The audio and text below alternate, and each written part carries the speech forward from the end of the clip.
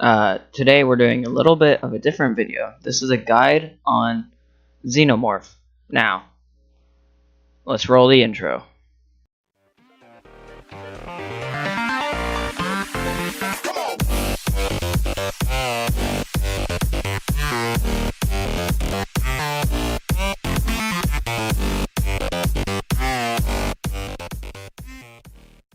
Xenomorph is Eternity's one and only trapper killer, allowing them to place traps that can damage the survivors and also can actually kill them with those traps.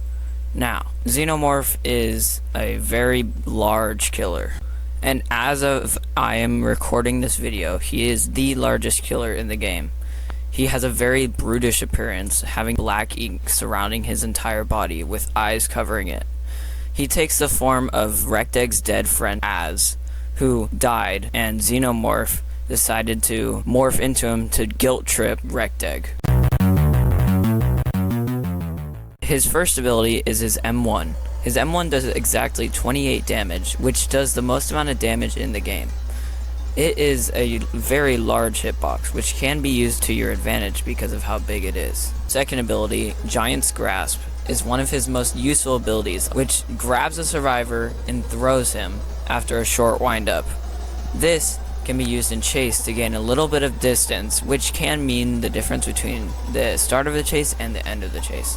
This is a very good ability and truly underrated. After successfully grabbing a survivor, you will throw them, which will create splash damage, which does 15 damage to any nearby survivors and the survivor you're through.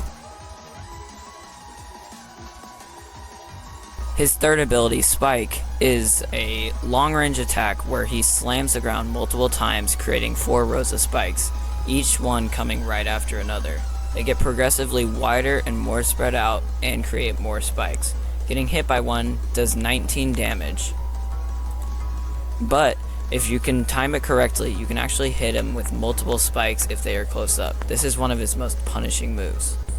His fourth ability, Hollow Fern, is a trap that he can place down after a short wind-up. You can move during this wind-up, but you will not be able to use any other of your abilities. Stepping into one depends on how long it has been sitting on the ground for. The longer it has been sitting on the ground, the larger it becomes, causing survivors to be able to step in it because of the bigger hitbox.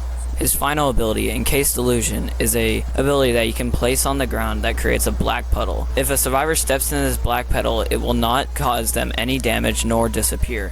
When pressing Encased Illusion again after a 3-second cooldown, he will teleport to that puddle and remove it from the ground. This can be used to teleport across the map, covering long distances in short amount of time. To be completely honest, his M1 is super easy to use because of how big the hitbox is, so I won't be telling you how to use his M1. Giant's Grasp is a very useful move in chase because he does a slight little lunge before he grabs. This can be really useful if you're trying to catch up to a Sleepless, but one of my favorite uses for it is that you can throw people into the void, which makes them do extra damage. Now, it doesn't do as much damage as when they actually fall into the void because of how unfair that would be, but this can be used in chase and it can be used to throw people into the void. I rarely ever use this to hit people with the person I grabbed. Spike is a really good ability to use when you encounter a large group of people because you can dish out a lot of damage really quickly, spreading evenly to everyone in the group. This can be used to hit behind walls and also be used to hit people in a platform above you. Hollow Fern is a great ability that can be used to trap areas and also prevent people from going a certain way, but this can be avoided if you are not careful where you place it. This can be placed in a variety of places on every single map, but very rarely can this be used in a chase. Usually the only reason people end up stepping in this is because they're either stupid or they're not looking where they're going. This can be used in chase to get a good amount of damage so you can end up killing them. But before the chase begins, you have to place this so that they can step in it to get that damage dealt to them. Encased Illusion is a pretty hit or miss ability depending on where you place it. I like to place it in the middle of maps, specifically on the Roblox HQ map or on that one arch area on the Teapot map. This ability can be really good because it can deal damage if you teleport to where survivors are. but the damage is very minimal and not worth teleporting to if there's 1 or 2 people near the thing. This ability can be really useful if you can't find anyone because it highlights everyone once you teleport. This can be used in LMS if you can't find the survivor, but it does waste time placing and waiting for the cooldown to go so that you can teleport. In my opinion, Xenomorph's biggest counter is definitely Dominoes.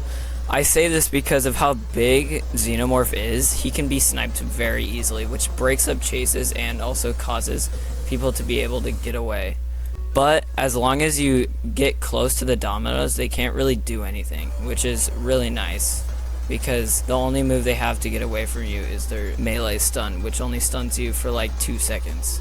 There are really only 2 ways to dodge as M1. One is by keeping a good distance, and the other one is by using any kind of melee damaging move. This includes Recteg's dash, Domino's melee stun, and Doombringer's sword slash. Also, Sleepless's kick. There is really only one way you can dodge his Giant's Grasp, and that is just by keeping a distance. There is no way you can dodge it other than that. The best way I've learned to dodge his spikes is just by going to an area that you know a spike will not appear and just standing still. The best way to counter a Hollow Fern is not to go to an area during a chase that has a Hollow Fern. Countering Encased Illusion is pretty easy. Basically, do not go near the puddle when they have finished a chase or when they are not in a chase, because they could teleport there to look for more survivors to kill.